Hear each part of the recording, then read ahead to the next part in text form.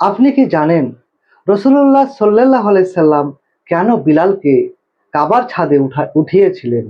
ভাই, মক্কা বিজয়ের দিন বিলালকে বলেছিলেন কাবার ছাদে উঠে আজান দিতে, এবং বিলাল রাদিয়াল্লাহু তাআলা আনহু কাবার ঘরের ছাদের ওপর উঠে আজান দিয়েছিলেন।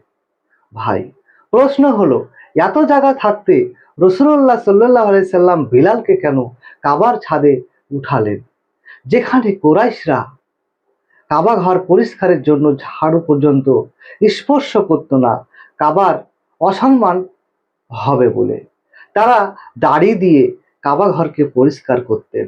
যেখানে আল্লাহর রসুল বিলালকে কাবার ছাদের ওপর দাঁড়িয়ে আজান দিতে বললেন। প্রথমত, আজান দেওয়া যদি উদ্দেশ্য হইতো অন্য কোনো উঁচু জায়গাতেও তো আজান দেওয়া যাইতো, কাবার ছাদে কেন তাহলে? দ্বিতীয়ত, ছাদে যদি উঠাইবেন তাহলে অন্য কোনো সাহাবীকেও বলতে পারতেন, এক সময়ে কৃতদাস বেলালকেই কেন বললেন? আসল কথা হলো, এই ঘটনার মাধ্যমে আল্লাহর রসুল কোরাইশদের মানবাধিকারের একটা শিক্ষা দিতে চেয়েছিলেন। কোরাইশরা সবচেয়ে বেশি সম্মান করত কাবা ঘরকে।